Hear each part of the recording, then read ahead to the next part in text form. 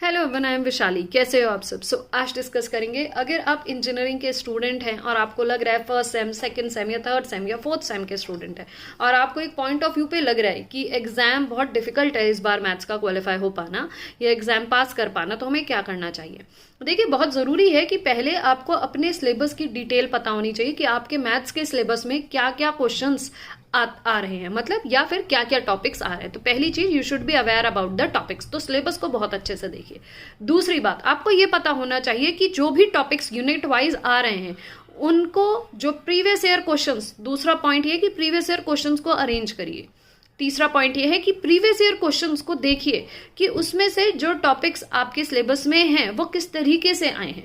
जैसे अगर मैं बात करूं, सेकंड सेम की बात करूं, तो इसमें ऑर्डिनरी डिफरेंशियल इक्वेशन में आप लोगों के पास CFPI वाला टॉपिक आता है। इसके बाद साइमल्टेनियस लीनियर इक्वेशन जैसा टॉपिक आता है, कॉशीज ऑयलर का टॉपिक आता है, वेरिएशन ऑफ पैरामीटर के टॉपिक आते हैं। अब इन सबसे तो क्वेश्चन नहीं बनते ना, लेकिन वेरिएशन ऑफ पैरामीटर का टॉपिक के क्वेश्चंस हर साल आते हैं। CFPI पे क्वेश्चंस डायरेक्टली नहीं आते, लेकिन साइमल्टेनियस लीनियर इक्वेशन का एक क्वेश्चन आपको देखने को मिल जाता है।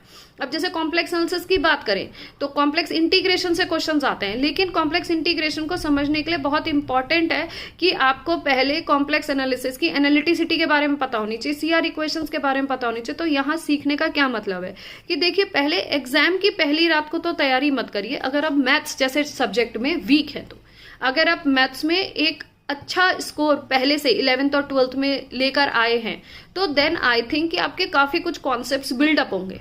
लेकिन अगर आपकी 11th 12th में भी मैथ्स अच्छी नहीं रही और आपने जैसे तैसे इंजीनियरिंग में एडमिशन ले लिया, अब नाउ यू आर स्टक, अब लग रहा है कि यार अब डिफिकल्ट हो रहा है, तो कोशिश करिए कि मैथ्स की तैयारी को एग्जाम से कम 1 महीना पहले तैयार करिए। उस 1 महीना में भी कोई जरूरी नहीं कि 3-3 घंटे पढ़ो, एटलीस्ट कोशिश करो कंसिस्टेंटली 1.5 से 2 घंटा आप अपने मैथ्स को हर दिन दो। उसमें आप पहले उसका सिलेबस देखो जो मैंने स्टार्टिंग ऑफ द इस शॉर्ट में बताया था।